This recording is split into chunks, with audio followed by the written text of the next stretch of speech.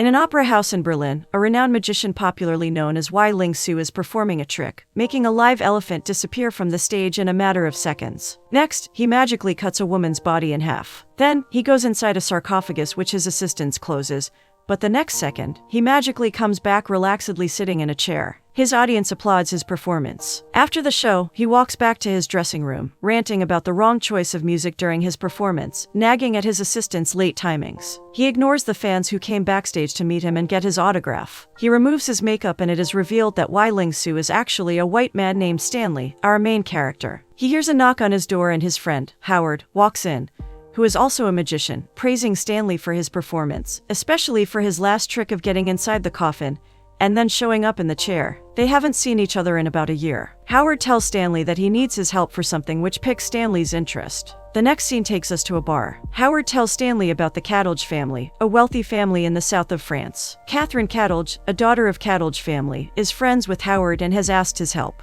It turns out that a young woman is staying with the Cadilges and has the family believing that she is a spirit medium and can tell the future. Stanley instantly reacts, saying she's just another fake psychic. Stanley is a big skeptic and states that the young woman is just telling the family what they want to hear. His suspicion even grows upon hearing that the young woman is pretty, making her more believable. Howard tells him that Bryce Cadilge, the heir to the Cadilge family fortune, has fallen in love with the young woman. Howard tells Stanley that Catherine's husband, a doctor, even insisted that the young woman's seance be done in front of scientists to find flaws. Howard embarrassingly states that he himself watched her perform her seances, but has not found any flaw or suspicions, making him doubt his own thinking. This is where he needs Stanley's help. Knowing that Stanley is a big skeptic who has made it his life's purpose to expose fraud spiritualists in the world, he wants him to see the young woman for himself and prove if she is indeed the real thing. Stanley tells Howard that he and his fiancée, Olivia, are planning to go on a vacation, but Howard knows that Stanley hates vacations. Additionally, he knows that Stanley loves the south of France, as his beloved Aunt Vanessa lives there. Stanley argues that if the woman knows that she will be watched by Wei Ling Su, she'll surely make excuses not to perform seances. Howard reminds him that no one knows him as Wei Ling Su when not in disguise. Trusting that if the young woman fooled Howard, it must mean she is very good. So Stanley finally agrees to see her, assuring Howard that she will not be able to fool him.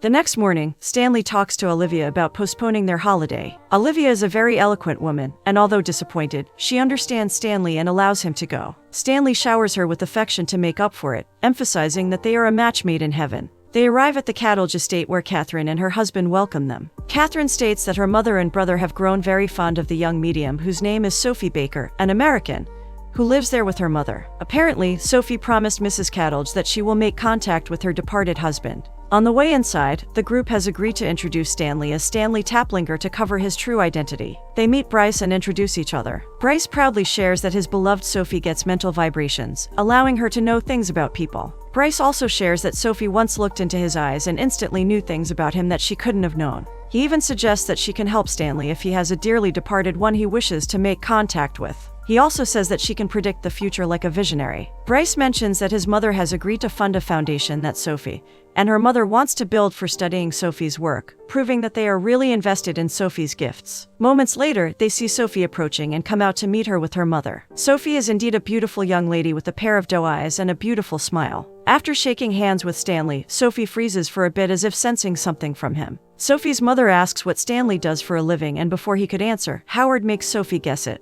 Sophie touches her temples. She says that Stanley travels a lot and has recently been to Germany, which is correct. Sophie says that for some reason, her mental impressions of Stanley are cloudy, but she sees Chinese letters, as if she's very close to uncovering that Stanley is the famous Wei Ling Su. Before she could even continue, Stanley says that he is a businessman. Sophie senses that Stanley is making fun of her and not taking her abilities seriously. The next moment, her mother says Sophie must take a break as it is tiring to communicate with the unseen world. Sophie comments that Mr. Stanley probably doesn't even believe in it. At the mansion's balcony, Bryce is serenading Sophie with his ukulele. He tells Sophie that he's in love with her and hopes she's not in love with anyone else. Sophie says she never had time to fall in love as she and her mother have been busy trying to make ends meet as they came from difficult circumstances. Hearing this, Bryce tells her without hesitation that her struggle with making a living is over, as he will give her everything she wants for the rest of her life. That afternoon, Stanley finds out that Sophie has been waiting for the right moment to hold a seance to communicate with Mrs. Cadilge's deceased husband. And apparently, the planets are in alignment, which makes that night the perfect time to hold the seance. Stanley talks talks to Sophie and keeps throwing sarcastic comments about her ability. Minutes later, Stanley mentions his Uncle Charles, who once attended a seance and later on exposed the medium to be a fraud.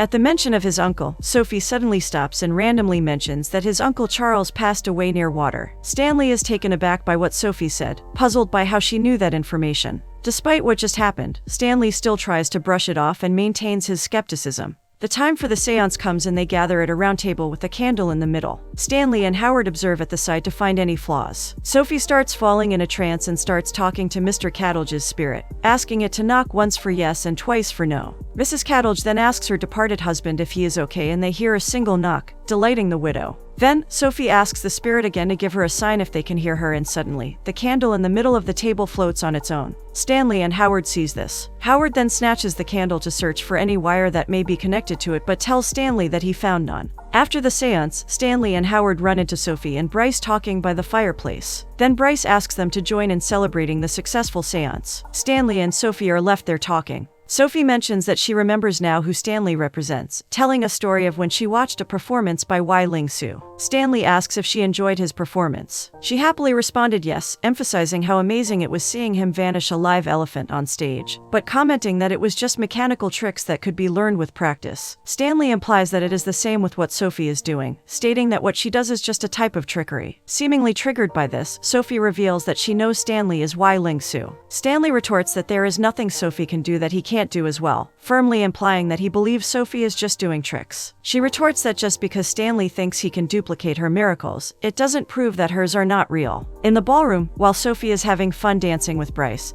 Stanley and his group are discussing what they just witnessed Sophie did. Stanley's friends are all saying that it was inexplicable, even saying that there really might be an unseen world, and even God. Stanley strongly rejects the idea, telling them to not get carried away by her tricks. That night, Stanley couldn't sleep, bothered by the thought of Sophie's miraculous seance that it keeps him up all night. As if little by little, his belief is now crumbling. The next morning, while taking a walk, Stanley sees Sophie heartily eating breakfast, and asks her what she's doing for the day. She tells him that she will go birdwatching with Bryce. Stanley asks if she wants to go with him instead to Provence, to visit his Aunt Vanessa. Sophie teasingly says that he will just then trick her into showing him how she deceives people, but then agrees in the end. They start their journey to Provence and stop by a restaurant for lunch. Sophie mentions more things about Stanley and his childhood, trying to convince him that her ability is real, but Stanley still doesn't buy any of it, insisting that he is a rational man who doesn't believe in magic. Sophie says that she thinks Stanley would be very happy if he proves she is a fraud. However, Stanley corrects her, saying he wishes so badly that she is real. Sophie says that it would be so embarrassing for him if she is real, as he is well known to claim that spiritualists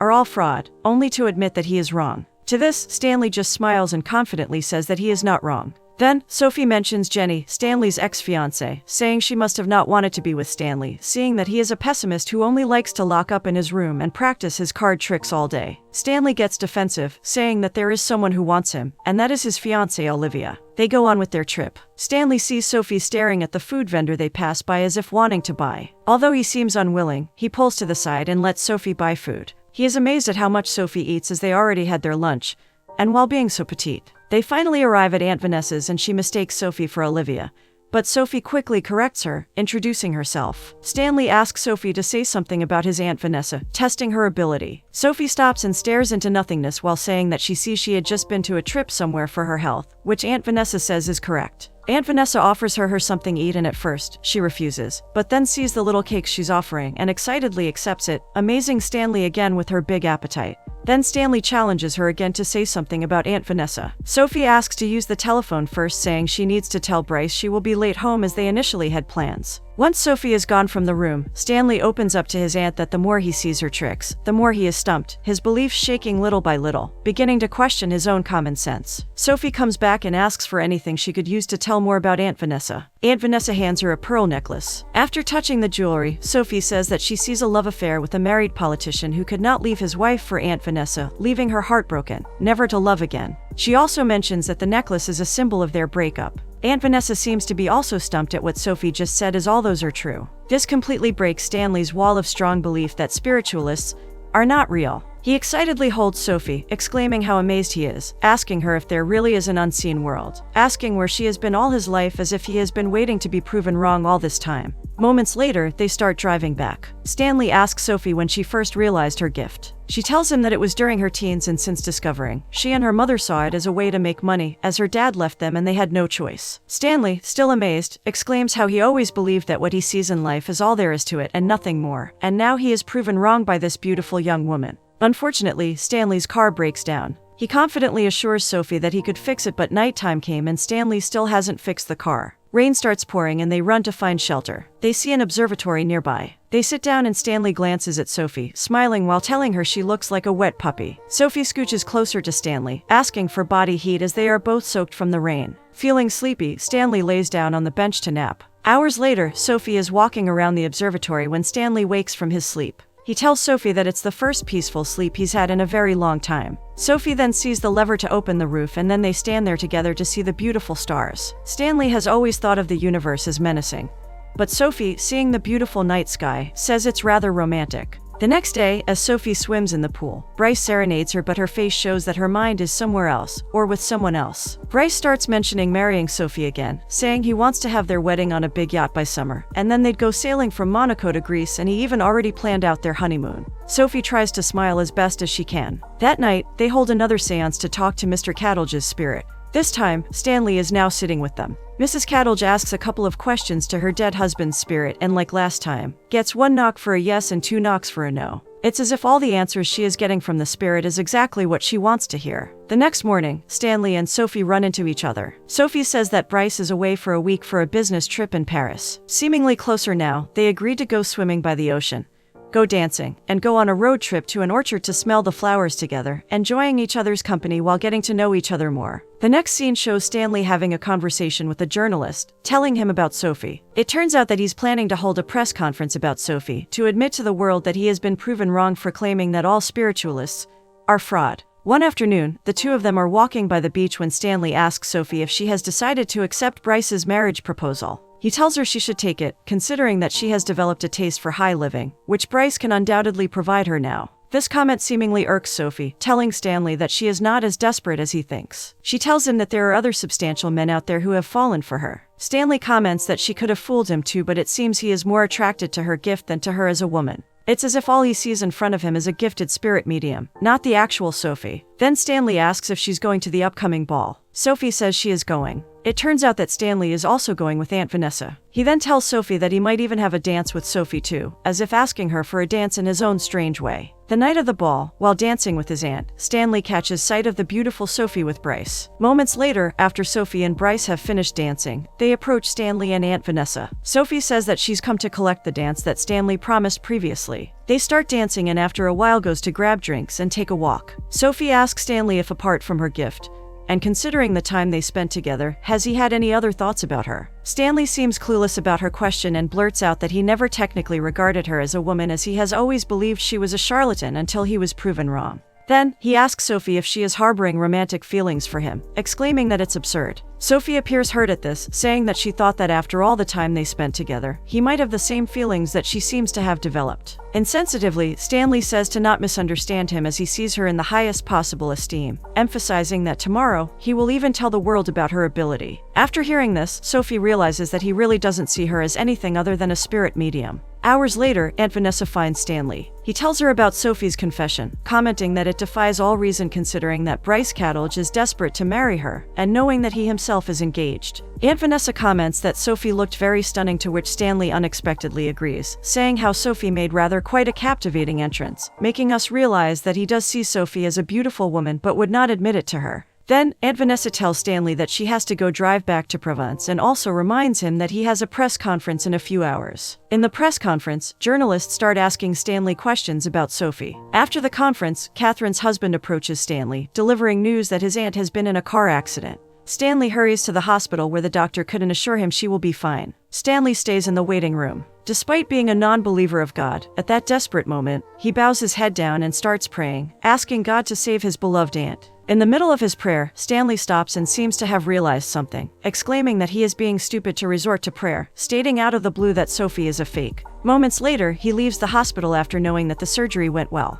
He goes back to the Cattledge estate where everyone is waiting for him, exclaiming how worried they were. He tells them that his aunt is safe and excuses himself to take some rest. After he exits the room, Howards and Sophie are left, and suggests they should celebrate. It is then revealed that Sophie and Howard have been teaming up to make Stanley believe that real spirit mediums exist. It turns out that Stanley was right all along, as Sophie isn't a real medium. As if flooded by guilt, Sophie comments that Howard doesn't have any remorse in fooling his friend. Howard just says that he is doing this out of spite, as Stanley has always been the gifted one, while leaving him far behind. He expresses his satisfaction that after years of envy and resentment, he has finally fooled Stanley. The next second, Stanley surprisingly appears sitting by the chair Howard was just leaning in. This is the very same trick he did during his performance at the beginning. He has been listening to everything Howard said. Sophie is stunned, knowing that her secret has been revealed to the man she has fallen for. It is then that Stanley elaborates his realization of Sophie's tricks. He realized that during the seance, he was so focused on watching Sophie to find out any flaw that no one watched Howard, who was the one who made it possible for the candle to float midair. And because he trusts his friend, he took his word when he said that there was no strings making the candle float. And when they visited his Aunt Vanessa and Sophie excused herself asking to use the telephone, it turns out that Sophie called Howard to get information about his aunt. With sadness in his face, he states that because of Sophie, he started believing that magic is real, which made him happy for a while, only to know that he was fooled. Sophie apologizes to Stanley and reveals that Howard was about to expose her as a fake, so he and Howard made a pact to trick him. Stanley points out that he has always known in his heart that Sophie is a fake and says that he only wishes he had not wasted so much time on her. This statement hurts Sophie's feelings. She points out that Stanley holds his reputation so much, but it's all just ego, and that he was so much happier when he let some lies in his life. She emphasizes that to get through life, we must let ourselves be deluded too. Stanley then walks out, not seeing the point of continuing the conversation, and just before he leaves, Sophie asks if he will ever forgive her. Stanley says only God can forgive her. Knowing that Stanley doesn't believe in God, Sophie realizes he means he will never forgive her. Aunt Vanessa is now discharged from the hospital and Stanley takes care of her. Stanley calls Olivia and tells her he'll be back in a few days. Aunt Vanessa starts to comment about Olivia while playing cards and having tea, saying Olivia seems to be very elegant and well-educated, the perfect rational choice for Stanley. He agrees with her comments but senses that his aunt is insinuating something with the tone she is using, as if suggesting that while Olivia seems to be the perfect woman, she might not be the one Stanley truly loves. He asks his aunt if she is insinuating that he has fallen for Sophie Baker, to which Aunt Vanessa tries to play innocent, saying she never mentioned Sophie. They then start comparing Olivia to Sophie. Stanley emphasizes how Olivia is at a much higher level compared to Sophie, but also says that it's not Sophie's fault that she was born in difficult circumstances and did what she had to survive. Stanley even says that her determination, beautiful eyes, and amusing behavior are rather appealing. In the end, he admits that he has indeed fallen in love with Sophie. Aunt Vanessa then tells him that she heard that Sophie has accepted Bryce's proposal, and urges Stanley to make his move before it's too late. Stanley finds Sophie by the garden. Sophie confirms she has accepted Bryce's marriage proposal and even flashes her engagement ring. Stanley tells her that despite all logical reasons, he has been thinking about Sophie's smile and tells Sophie that he is willing to consider marrying her. It is not a surprise that Sophie doesn't feel happy with the way he spoke, commenting that he is terrible at proposing.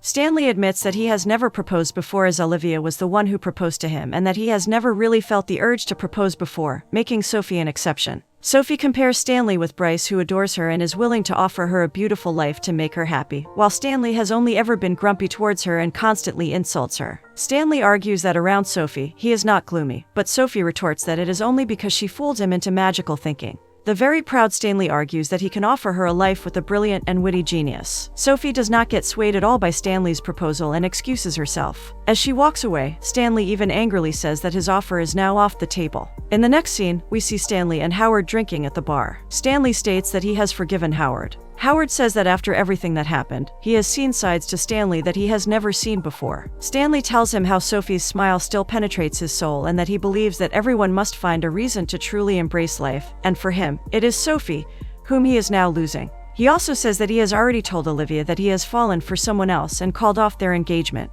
Stanley goes back to Aunt Vanessa's and tells her that Sophie turned him down. Aunt Vanessa comments that Bryce is very rich and good-looking, but Stanley argues that Sophie would have been happier with him. Stanley expresses his sadness, saying that he realized he had fallen for her the first moment he laid eyes on her. Aunt Vanessa offers him a drink to console his broken heart and says that she may still change her mind. She asks if she did not give any sign that she cared, and Stanley says that if Sophie had given him a single sign, he would have taken her in his arms, carried her off, and married her. Just one sign was all he was looking for. The next second after saying this, he hears one knock, as if he was back in Sophie's seance, where one knock means yes and two knocks means no. He wonders if Sophie is hearing him at that moment and is giving him the sign he is waiting for. Then, he closes his eyes, as if talking to Sophie's spirit, asking her if she will marry him. Stanley hears one knock, opens his eyes and smiles. He then turns around and finds Sophie there, smiling, and he immediately stands and walks to her, caressing her, and leans in to kiss his beloved who has finally chosen him despite being the grumpy and pessimist man that he is.